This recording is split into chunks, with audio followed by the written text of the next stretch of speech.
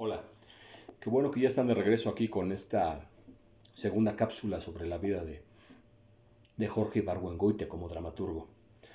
Pues bueno, nos habíamos quedado en que Jorge había tenido una educación en colegios particulares desahogada y que había formado parte del grupo de scouts del Colegio Francés Morelos, donde conoció al después pintor Manuel Felgueres. Pues resulta que de esta amistad y a raíz de ese grupo de scouts, decidieron ambos asistir al Jamboree, que es una reunión internacional de scouts que particularmente en 1947 se iba a realizar en París, en los alrededores de París, y que era muy importante. Importante porque era el primero que se hacía después de la Segunda Guerra Mundial.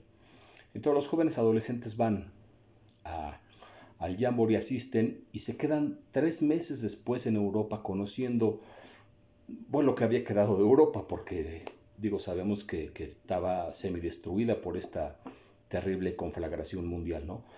Entonces, regresan a México después de ese viaje, en donde ya se sentían, pues, muchachos cultos, porque habían conocido mundo, habían visitado museos, habían estado en lugares históricos.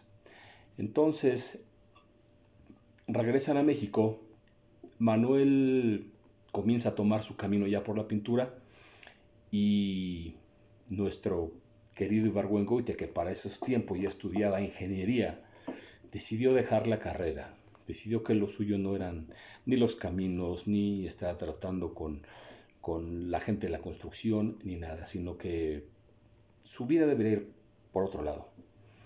Sus familiares, en este caso su mamá y su tía, que el abuelo ya había muerto, lamentaron profundamente esta decisión porque tenían la idea de que el joven ingeniero los iba a regresar a la opulencia en la cual ellas habían vivido a principios de siglo.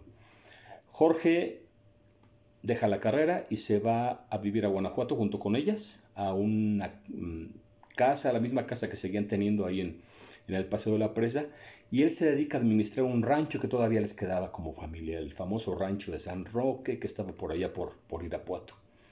A Jorge no le va nada bien, pues si no se le descomponía el tractor, se le inundaba el terreno de los jitomates, no hacía una buena cosecha de calabazas, le renunciaban los peones. El chiste es que ella estaba cansado de la vida de ranchero también, y un día desconsolado regresa a su casa en Guanajuato a dormir, y en casa de su madre y de su tía había un señor platicando con ellas, un señor que había venido de la Ciudad de México y que había ido a presentar una obra de teatro al famosísimo Teatro Juárez, y pues que las había conocido, alguien las había recomendado, estaba tomando tal vez té y galletas con las señoras de sociedad ya mayores, y las invitaba a ver la obra de teatro que le iba a presentar. Llega Jorge, le presentan al director de teatro que estaba ahí en casa de ellos, era Salvador Novo, y había ido precisamente a presentar una obra que había tenido mucho éxito en la Ciudad de México, que se había presentado incluso en el Palacio de Bellas Artes, que era Rosalba y los Llaveros, de Emilio Carballido. La mamá, la tía y el propio Jorge asisten a la representación teatral. Jorge dice que no sabe qué pasó en ese momento, que tuvo una revelación divina y que dijo, eso es lo que yo quiero hacer. No teatro propiamente, sino escribir las historias para que alguien más las vea, las lea, las entienda o las pueda ver representadas. Entonces decide también abandonar el rancho, cosa que tanto las señoras de la casa, la tía, la mamá, lamentan nuevamente, y decide que se va a volver escritor. Entonces se regresan a la Ciudad de México, a la casa donde habían vivido con el abuelo, y Jorge regresa a la que había sido su alma mater, a la UNAM, y dice, ¿dónde puedo estudiar una carrera donde me enseñen a escribir? Dice, bueno, pues ve a la Facultad de Filosofía y Letras, que en ese tiempo no existía como facultad, era una escuela ubicada en la Casa de los Mascarones, una casa preciosa por allá por el rumbo de San Cosme. Llega ahí y dice, quiero aprender a escribir. Bueno, pues aquí no tenemos una carrera que te enseñe a escribir. Tenemos por ahí un taller de teoría y composición dramática, que es lo más cercano a lo que tú tal vez aspiras. ¿Te interesa? Te podemos inscribir ahí. Perfecto.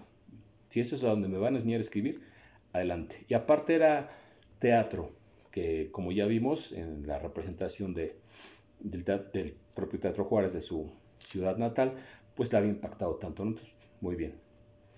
Lo inscriben formalmente al curso de teoría y composición dramática, que curiosamente y para su fortuna era impartido por Rodolfo Usigli, el gran hombre de teatro de aquella época, junto con Salvador Novo, claro está.